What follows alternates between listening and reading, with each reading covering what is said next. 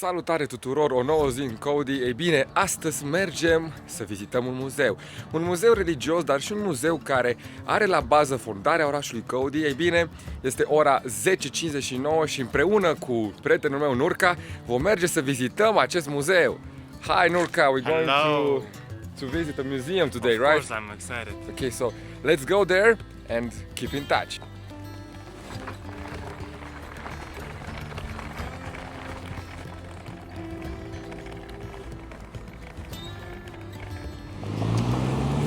Și da, nu știu care care vor fi episoadele următoare, dar ce vă pot spune este că vor urma destul de multe episoade. Voi încerca să postez destul de des. Ei bine, chestia cu filmatul la mine se întâmplă foarte des, dar chestia cu postatul este un pic mai greu pentru că am nevoie de timp pentru a edita și a posta aceste lucruri. Oh my god, the wind is blowing. The wind, yeah, bro. Oh.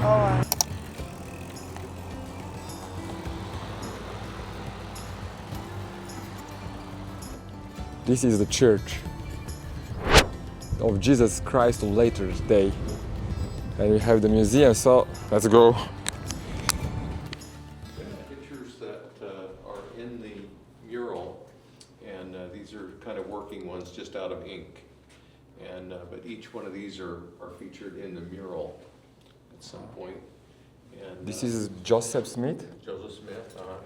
Joseph Smith here. Oh, this. Oliver Cowdery. Oh, okay. And these are some of the inscriptions that are off the plates of gold that he translated it. Oh. Back then, this was the first vision that he had was 1820. 80-20. Oh. 1820, and then when he received the plates, it was much later on. It was like 1830. Oh, okay. And anyway, this is Nauvoo in Illinois, and this is across the river. That's the Mississippi River, and that's featuring the temple that was built over there on the hill that was later destroyed. Oh. And it now has there is a temple there now. We've built one, and they've replicated the old one. Oh. Oh, it's on the link. No, here. This is in Illinois. In Cody, we have another temple. Did you go past the temple up here? We just saw passing to Walmart. Oh, yeah, we need to go there. You Yeah. can just barely see it. Yeah, but it's a beautiful building. And of course, this is the trek through Wyoming here as they were headed to Salt Lake. And Yeah. this is depicting the crickets that came and to destroyed the crops that they had just planted in Salt Lake after they had arrived in Salt Lake, and the seagulls came and ate the crickets. I don't know if you can hardly see them very well. They're down in, they've depicted them here, Yeah. little crickets. Crickets. And they said that they would go eat the crickets, and then they would go out and they would regurgitate them out and then come back and eat more to kill them.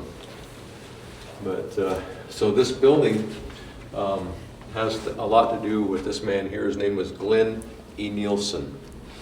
And Glenn Nielsen, he was from Canada, and he came to the United States in 1937, and he became a citizen, and he lived up in Billings. And his dream was to own his own oil company. Oh. Back then, it was just they had just found oil in Wyoming, and so he wanted to have a refinery.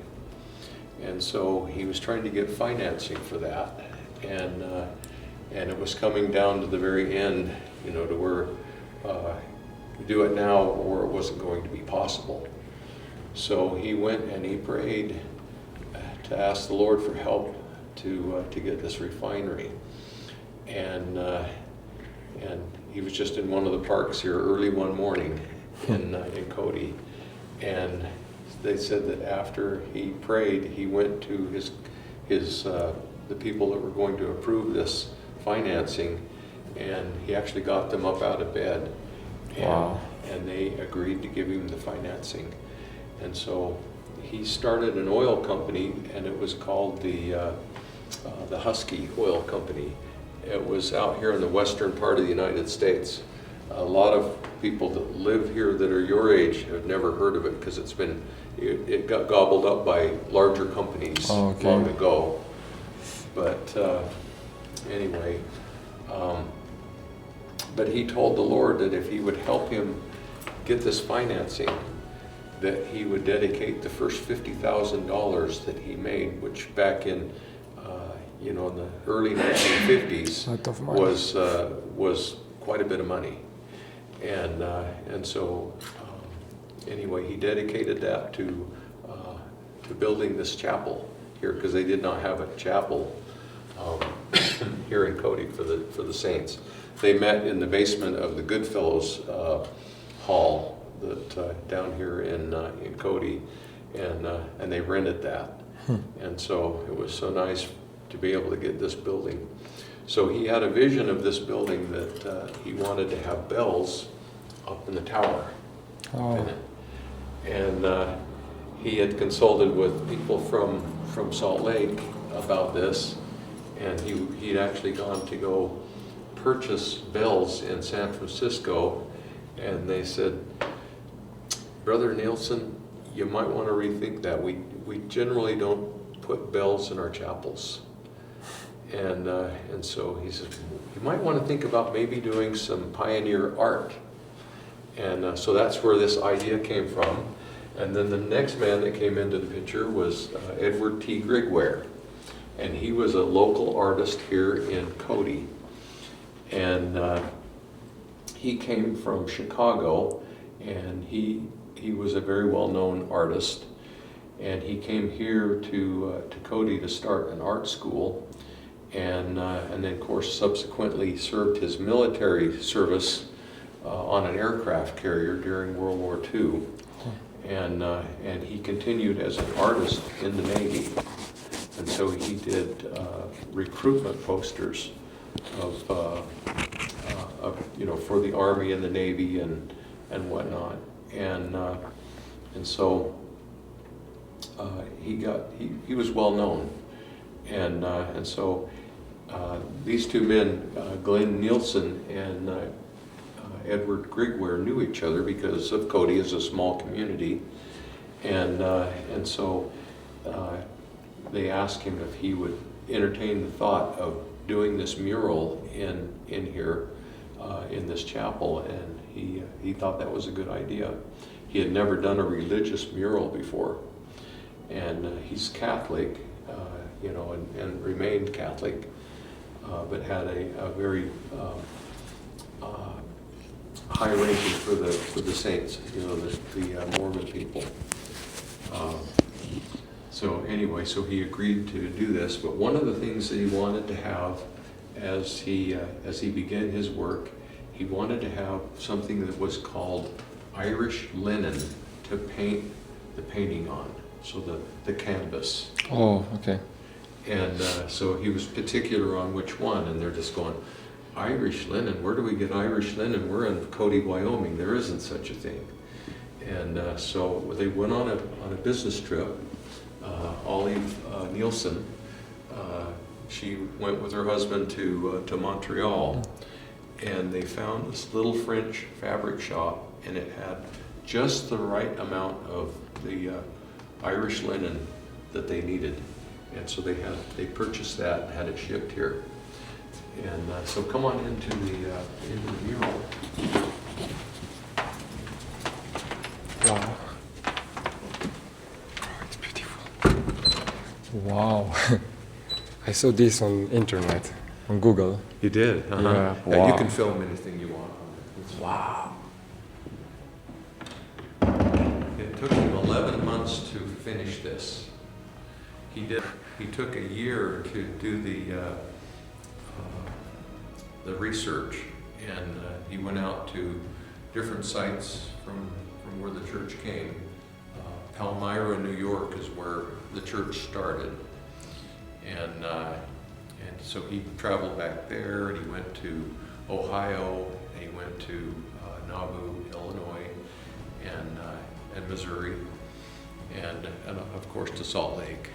And, this is the temple from Salt Lake. Mm-hmm. Yeah, I And was that's- watching on YouTube And some that's going to be open this summer the beginning of next year, spring of next year. or next year. Okay. And it's going to be open for about a year and a half, I think they said.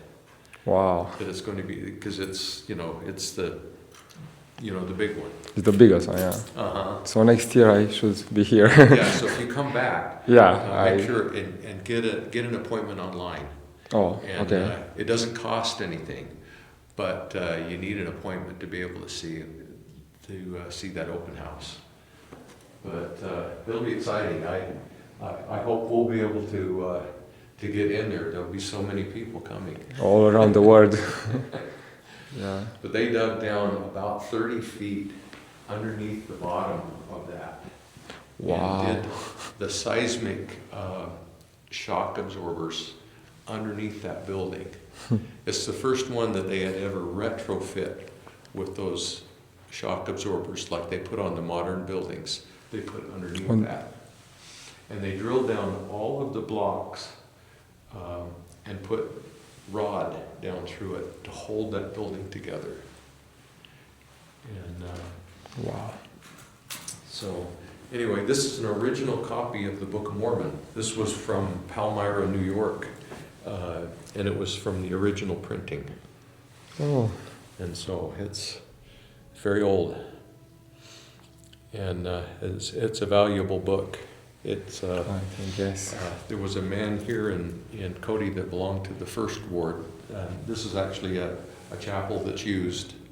There's 2 wards that meet here, and he belonged to the first ward. He was the Chevrolet dealer, and he heard about this book being available, and so he sent one of his salesmen down to Salt Lake with a blank check, and he says, "Buy that book." And so this is it. So I think he paid around $5,000 for it. I would imagine it was probably 25 years ago. So it's worth More. I bet it's probably worth double that now. Yeah, maybe. Yeah. It's not totally crazy expensive, Piece but of it's art, still worth so- a lot. Yeah. Yeah.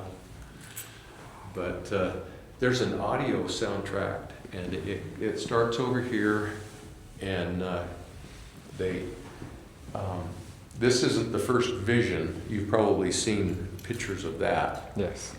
but this is when he's receiving the plates from the Hill Cumorah, and but in the presentation they kind of make it look like the first vision as they speak. They dim the light and make the angel look more like the first vision that he had. That's the angel Moroni there, but the ones that they have on the top of our temples. Yeah. There, the gold. Yeah, like that. But that's the person, the angel that they, and he was actually a prophet that had written in this book here. But I'll go ahead and start the audio, and it's going to kind of switch around just a little bit. It starts here, pretty much goes like this, but it will have a prophet speak from over here. Oh. When you were just looking this way, and so you'll hear the voice, and you go, "Where is it?" Or It's back here. Okay. What do you think, Nurka? This place. It's amazing. Rooted in faith and sacrifice, the journey of the Mormon pioneers started long before the first wagon wheel rolled across the western plain. It began when Joseph Smith, a boy of 14 living in upstate New York, knelt in a grove of trees to ask God which church he should join. God the Father and his Son, Jesus Christ, appeared and gave him the answer: join none of them. In spite of persecution, Joseph said, "I had seen a vision. I knew it, and I knew that God knew it, and I could not deny it." Joseph was later visited by a heavenly messenger named Moroni. He learned of a book written on gold plates, giving an account of an ancient people living on the American continent. In 1827, Joseph obtained the plates from the hill Cumorah. With Oliver Cowdery as Joseph's primary scribe, the plates were translated. The two learned of a group of people who left Jerusalem before its destruction and traveled to what is now the American continent. In it were also accounts of prophets testifying of Christ and his divine role as Savior and Redeemer. The Book of Mormon was published in March of 1830, and the Church of Jesus Christ of Latter-day Saints was established on April 6th of that same year. The Book of Mormon is a book of scripture that was translated by the gift and power of God. 3 witnesses declared and testified to its truth, and 8 other witnesses declared that they beheld the plates and handled them. Missionaries were called to leave their homes to share the gospel and the Book of Mormon. Some of these missionaries went to Ohio, where they baptized hundreds of converts, making it a stronghold of the church. Following revelation given to Joseph Smith, the saints left New York to settle in Kirtland, Ohio. This marked the first of many migrations. They began to plant crops and construct a temple for worship and religious education. During the weeks surrounding its dedication, the saints experienced an outpouring of heavenly manifestations, including the appearance of angels. Membership in the church grew rapidly, as did the anger and resentment of many Ohio residents. Soon, church members were forced to load their wagons and seek refuge in Missouri, where other Latter-day Saints had settled in several communities in an attempt to establish Zion, a godly community based on principles of equality, justice, and peace. Tensions in Missouri soon heightened, and Mormons were harassed, attacked, homes were lost, and some lost their lives. Under an extermination order issued by Missouri's governor, the saints soon found themselves on the move yet again. Having journeyed from place to place, the saints soon found a haven in Illinois. There they built the thriving city of Nauvoo. The population grew quickly as immigrants who had joined the church from Canada, Great Britain, and other countries came to join with other saints. Peace proved short-lived.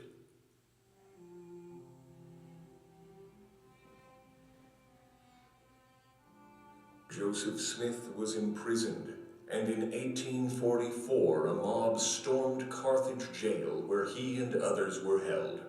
Joseph and his brother Hiram were killed. Their enemies rejoiced, sure the church would fail. The idea of the church being disorganized and broken up because of the prophet being slain is preposterous. It is not affected by the death of 1 or 2 or 50 individuals. It exists in time and will exist in eternity. This church fail? No. Joseph's death did not stem the persecution of the saints. It only grew. Once again, the saints took what they could carry in wagons and began their trek toward the Rocky Mountains to seek a place of peace. The first company of exiles crossed the Mississippi River in the freezing temperatures of February 1846. Thousands more would follow in the coming months.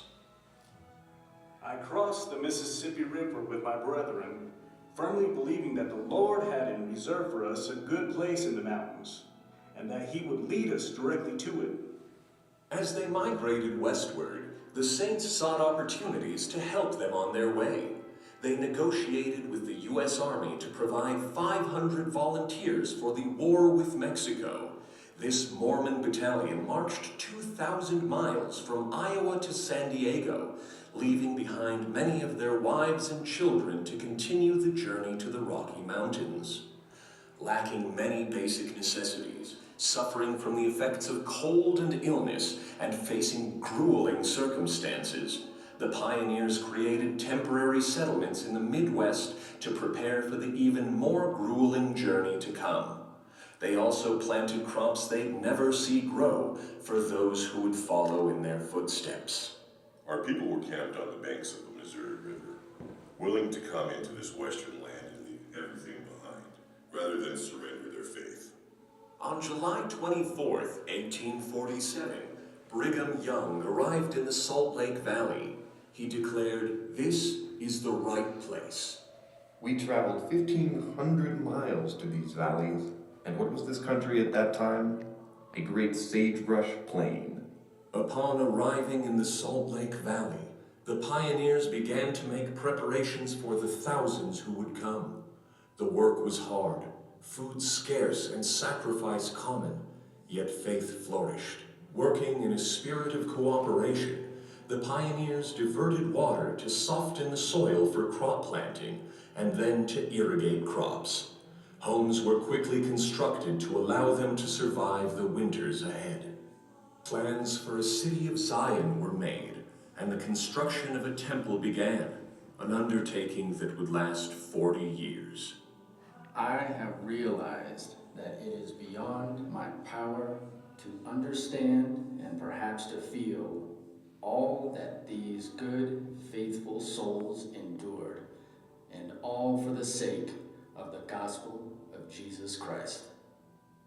As pioneers continued to enter the Salt Lake Valley, others migrated out to colonize settlements throughout what is now Utah, Nevada, Idaho, Colorado, Arizona, and Wyoming.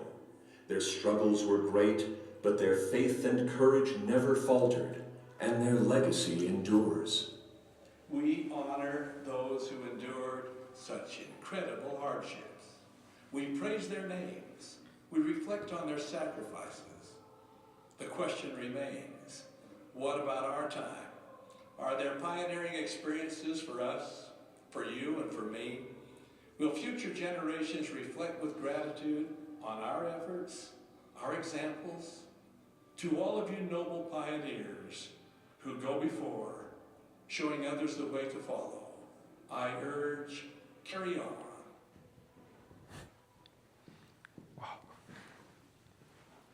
So it's pretty well done, isn't it? Oh, yeah. Yeah, this was done this way back in 2016 when they remodeled the building and added the lights and things like that. So if you know anything about Salt Lake City and whatnot, it's a very desert place, but when the saints got there, there was nothing but sagebrush, like a lot of areas around here. There's a lot of land that's just not hardly usable, barely supports a cow. And so when the saints came, they were able to divert water from the streams and irrigated the land, and so that's what they became known for, is to be able to make this barren land worth something. And so that's the reason why we're here in Cody, and that's what the museum back here talks about. Is this tells about who the Mormon people are, and there is why we're here in Cody. So step on into the museum. Wow. And what is this book? Oh, that right there is the model for that book that Edward Grigware painted into the picture right there. This was a family's Bible that lived within just a few blocks of here, and they donated this book to the library, to the museum.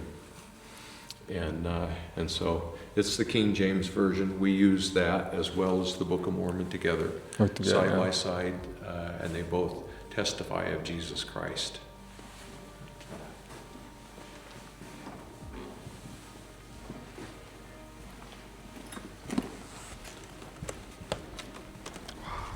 So back when the saints came, when the state, this territory became a state back in 1890, there wasn't very many people here. And Salt Lake City was kind of bursting at the seams. There was a lot of people that came from all over the world that came to, be with the saints in Salt Lake City. And so they were sending out little expeditions out to settle areas all around, out into California, up into Canada, down into Mexico, over into Colorado. And it became the state of, it was called the state of Deseret before it was part of the United States. And so it covered a lot of this land out here. And so this was the 500th colony that the saints sent out, and it was the last one. So there's a few things going on here. The state, Wyoming became a state actually before Utah did. And a lot of that was because of political things as far as the saints. There was a lot of bias because wherever they settled, whether it was in Ohio or whether they were in Nauvoo, they became very prosperous. And Nauvoo became, I think at one point, the largest population in the state of Illinois at the time. And so people kind of resented that. And, because when they bound together, then the politics stayed, they were able to vote in their politicians that they wanted. And so that's part of the driving forces. And you notice that when they left Missouri, the governor had given a declaration of an extermination order for the saints. If they didn't leave, they were going to be killed. And for a country that was founded on religious freedom is just absolutely wrong. Yeah. But I didn't know that. Yeah. So there was a lot of factors going into that. A lot of people wanted to have a settlement up here. Bill Cody had started his little city here, and he was trying to get the water out. He had spent on a water project that was called the Chicago Water Project, and he'd spent somewhere in the neighborhood of $250,000. Back in the day, it was a lot of money. That was millions, and it failed. And so he was getting kind of desperate at this point, and so he had taken an expedition down through the Grand Canyon, and because he was a Rough Rider type guy, and very, very popular. He was probably one of the most popular personages on Earth at the time, and so he took this trip down through the Grand Canyon with a bunch of his friends from all over the world. He had French, Italians,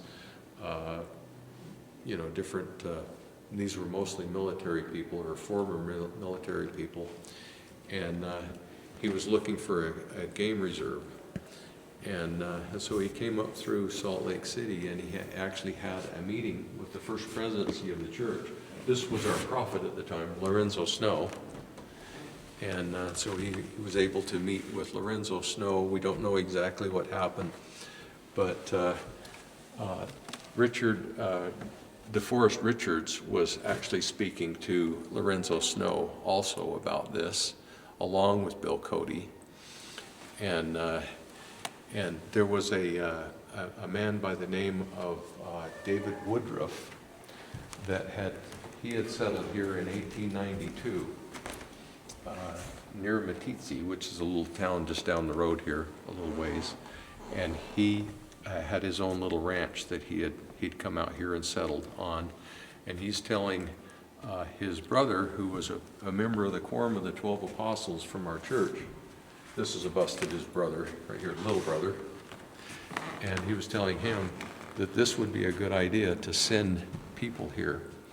And so he put together a group of men, and they came up on the railroad to Billings, and then made their way down from Billings, horseback and wagon, to Cody. And this was early in February of 1900. And so they got here, and consequently it was a dry winter, and so they thought, oh, well, this will be easy. We can see everything we need to see. When they got to Cody, the blizzard hit. So then they couldn't hardly see anything. And so they were basically going on the knowledge of Abraham Woodruff's brother David, saying that yes, this place is good. We need to send out some families. And so they sent 100 pioneer families out to the area to start this water project. And Bill Cody had given them land rights for building this canal that they were going to build. And so remember this hat right here. This hat was the foreman of the project. His name was Byron Sessions. And there's a story in this little film strip that we're going to have down here in a few minutes. Then this is the hat that he used. Not that it's special, but it was his hat. So as you can see, that canal was pretty big. It was 16 feet wide and 5 feet deep, and it was 35 miles long. And so when you're digging that without hydraulics, and without that's a lot. Here's the kind of equipment that they use. This is a Fresno scraper, and see the bronze here with the 4 horses and all that. They would plow the ground where they were going to do this with a regular plow, behind the horse. And you've seen that before, pictures of that, where they have to put that spade into the ground and then have the horse pull that thing and try to guide it as straight as you can. They would plow that, and then they would come along with this Fresno scraper, and it would scrape along. You can see that it's taken that much earth off, and they would take it up and run it out of the cut and roll this thing up onto its top like this to dump it out, and then they would set it back down and then bring the horse team back around and make another cut while somebody else is in there plowing. A lot of work. A lot. And a lot of hard work. It took them 4 years to build the canal. It was 35 miles long. There was 940 feet that they had to dig through a tunnel through rock at one point. And so partway through, when they came up here, they were living in their wagons and tents. They didn't build any homes at that point. They just started, and it was early spring, so it was pretty cold here. Spring doesn't start very early in this area. It's very slow. And but they started building the canal, and they were about a year in, and by this point they had sent another 100 families up from Utah to help, and they were getting kind of they were out of money. They didn't have anything, and so they were running short on food and supplies, and the railroad came along, and they said, we need laborers to help build the railroad down from Billings down to Cody. And so they offered them, and they did pay this. They gave them $90,000 back in that day, which was about $3.25 million in today's money to help build that. Consequently, the 20 miles of railroad that they built was engineered on too steep of a grade, and they were just told, where to dig and where they wanted it, the surveyors had done it wrong, and they weren't able to use that roadbed that they built, but they were still paid the $90,000, and so they split that with the people that were working on the Sidon Canal, and so it really helped them out a lot to be able to do that railroad.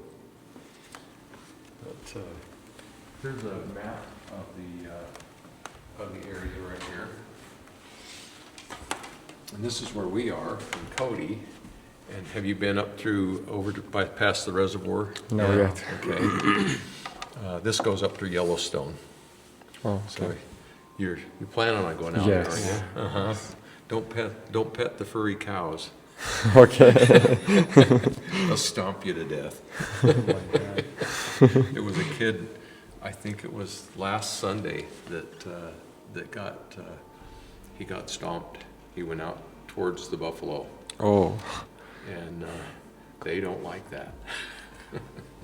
So this is where the canal started right here, and they built it up through here and around here like this, up here and down here by Lovell, and that's where it went. Wow. And it took them 4 years to In build that that. conditions. Wow. Took them 4 years to build that, and anyway, it's quite a feat. These people down here in Burlington were very helpful back then. This was kind of a very rough cowboy town back in the day, and so it had all the brothels and bars and all that stuff, and so that was kind of they didn't go over there. So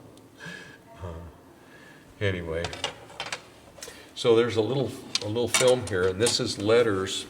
This film that's here, it's letters from the governor, from different apostles from the church, and they're kind of conferring about sending these people up here to this area. And then it talks about a rock that was just shortly after they started, right in this area right here. There was a great big rock that was in the middle of where they needed to put the canal, and they were very perplexed as to how to get this big rock moved. And they didn't have dynamite, and they did have black powder. I think dynamite was just barely after that came to in existence. And anyway, they Byron Sessions was he was the foreman over the group, and so he prayerfully went sought the Lord into what he should do, how to direct the men to move this rock, and so he had devised a plan to scrape all out from underneath this boulder as much as they could, and then they would take a charge of black powder and put it up on top, down in the crack that's up in the top, and explode it and break this rock off and roll it down into the hole. And so before, while they were trying to figure this out, his son was saying, "Oh, we just as well give up. This is just too hard." And Byron Sessions, he said, "Well, I prophesy in the name of in the God of Israel that this rock will be in the correct place within, by tomorrow." And so they were working on it and scraping it out, and Byron Sessions, he's it's getting really heavy on his mind, and he comes riding up on his horse, and he says, he's waving his big hat, and he says, "Every man out of the hole, you need to take a rest right now, and bring all of your tools with you." And they said, just as the last man climbed out of the hole, the rock broke, and it fell fell into the hole. So they call it Prayer Rock. So I'll go ahead and go ahead and pick the best seat you can find. Thank you.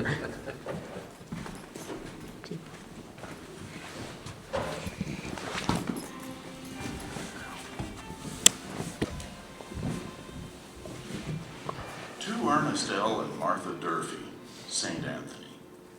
The tract of land that our people propose to colonize contains about 17,000 acres, is of light gray sandy loam, and will be purchased by the settler direct from the state. This land is principally covered with white clover sage. To Brother Robert G. Frazier, this land lays on an elevation of 4,200 feet above sea level. The range, both summer and winter, is good. The state officials seem quite anxious that this colony should be a success. To Elder William B. Graham, Bennington. The prospects indeed look very bright for our getting close on to 100 families to the Bighorn Basin this coming spring. To Joseph H. Neville, Woodruff, am very much pleased that you are going to assist us in the establishment of this new colony and render us good service as a civil engineer. Elder Byron Sessions, Bountiful, you will be the practical or working head of the canal work and have immediate charge of people, stock, etc. going there. On May 28, 1900, on the banks of the Shoshone River, a group of men, women, and children gathered together to dedicate the beginning of construction of the Sidon Canal. Many had traveled more than 500 miles with one purpose in mind, finding a new home and a new hope in Wyoming's Bighorn Basin. After a hymn was sung and a prayer offered, Abraham O. Woodruff plowed the first furrow. Work had begun. 10 to 12 hours a day, 6 days a week, work progressed. As men worked to break up the rock, women hauled wood and water, prepared food, and tried their best to make homes in heavy canvas tents. Those living in Burlington helped in the effort, providing much-needed support and supplies. Day after day, week after week, and month after month, it was ditch, ditch, ditch, and it took grit to keep it up. The grit was furnished by the winds that came up day after day, as a table, usually a box, was laden with food to eat, and a puff of wind would cover the table with sand. You could write your name in the sand on the plate. Crews working on the canal encountered what may have seemed an insurmountable obstacle. Some 6 to 8 feet high, a rock lay at the base of the cliff, directly in the path of the canal survey. Under the direction of Byron Sessions, workers scraped around it in an attempt to dig a hole under its base. As they scraped, they discovered a crevice running from the top of the rock. How far it went, or how big the stone actually was, were unknown. Accounts of what followed are varied, but what is clear is that concern about the safety of workers grew in Sessions' mind. He feared the rock would break or otherwise fall while the workers were in the pit, crushing or killing them. He arose very early in the morning and went up to this huge rock, kneeled down by its side, and told the Lord to give him the desired wisdom to know what to do. Just before 10 a.m. that morning, Sessions felt impressed to call the workers to come out of the area. After we already had our regular rest period, all of a sudden, President Sessions waved his big hat and shouted aloud, "Every man stop working and rest again. You men under and on top of the rock, come up here and rest." So we all obeyed his orders, and just the moment the last man got away from under the rock tumbled down. You see, if Brother Sessions had waited 2 minutes longer, all the men under the rock would have been crushed to death. Work on the canal continued for nearly another 2 years. During that time, women turned frontier cabins into comfortable homes, raising and educating children and creating a sense of community. Men would work on the canal during the day, planting crops and caring for cattle in the evenings. The Sidon Canal was completed in April 1904. Water, at last, ran throughout the northern Bighorn Basin, a testament to the faithfulness and hard work of these stalwart settlers. 200 families moved where there was no water and scarcely enough vegetation to support a jackrabbit. These people excavated a ditch 35 miles long and tunneled a hill of solid rock 940 feet. The second year of settlement, they raised sugar beets, 75 bushels of oats to the acre, 3 crops of alfalfa. Vegetables of all kinds grow luxuriantly. Diverting water from the Shoshone River, the canal continues to deliver life-giving water. Its flow fosters the growth of alfalfa, grain, corn, beans, sunflowers, and sugar beets, while providing rich pasture land for cattle, sheep, horses, and other animals. The impact of the Sidon Canal project is visible in the farms and ranches along its curving path. The legacy of the Sidon Canal is in the values of faith, family, and work of the people to whom it gives life.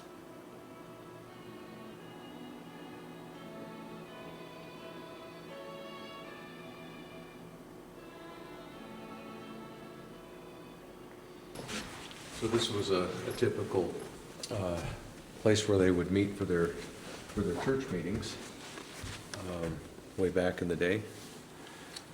And that doesn't look very comfortable to me.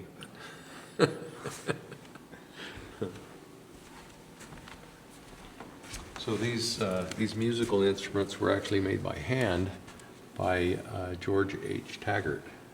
And so he made this back in the day. If